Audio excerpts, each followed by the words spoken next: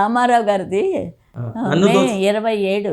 అవును, మే 27 ఆయన పుట్టినరోజు. మే 27 కూడా కార్యక్రమాలు ఉన్నాయి. అదేనండి, ఫ్యాన్స్ అందరూ చేస్తున్నారట. అవును, ఈయన వస్తే ఏంటి ఫ్యాన్స్ సార్ మా నాన్నగారిదే కదా అది. అవును, అది అసలు ఆయన జై బాలయ్య అంటారు. బాలయ్య గారు మీరు అబ్బాయికి చిన్నప్పుడు నేను పాడానండి బాబు. ఆ పాట ఆయనే అడగండి, నాకు తెలీదు. ఏ సినిమాది? తాత మనవాడా? ఇది తాత మన తాతమ్మ కళ. నాకు తెలియదండి, క్షమించండి, మర్చిపోయాను. ఆయనకి పాడాను. అట్లాగా. మీ పాటల వల్ల చాలా మంది హీరోయిన్కి పేరు వచ్చింది. అంతేనండి, అంతే. మాకు అప్పుడేమో డబ్బులు ఇచ్చేవారు కదండి, 300, 200, 500 అంతేనండి. మా ఆర్టిస్టులు కూడా తక్కువే ఉండేదిగా రెమ్యునరేషను. లేండి, డబ్బుల కోసం మనం ఎప్పుడు చూడలేదు. దేవుడే ఉన్నాడు మాకు, నడిపిస్తున్నాడు. వెంకటేశ్వర స్వామి, రామావతారం రాముడు, మన రామారావు గారు. రాముడే రామావతారమే, రాముడుగా పుట్టి మనందరినీ ఒక తిప్పు తిప్పారు ఆయన. చాలా సంతోషం.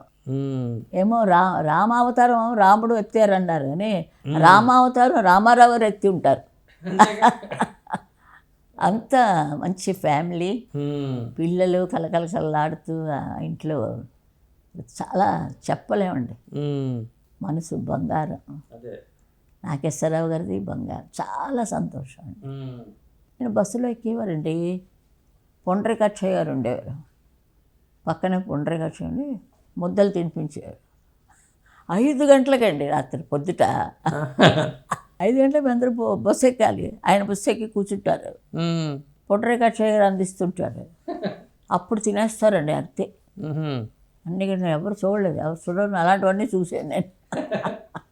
అంటే ఆశ్చర్యంగా ఉండదు. చాలా అందగాడండి ఆయన.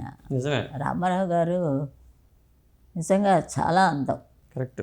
అందంలో పడిపోయారు అందరూ, కానీ ఆయన పడలేదు. చూసారా? చాలా ఒక హీరోయిన్ ఎవరు చెప్పారండి, కళ్ళల్లోకి చూసి చూడటట్టు ఆయన. ఆశ్చర్యపోయినాను. ఇంటర్వ్యూ ఎవరో ఒక ఆవిడ మాట్లాడారండి, పేరు వద్దులండి, మళ్ళీ వాళ్ళు ఫీల్ అవుతారేమో. రామారావు గారి గురించి మీ ఉద్దేశం? ఆయన కళ్ళల్లోకి చూసి మాట్లాడరండి, మరి అది ఎలాగని తెలియలేదు.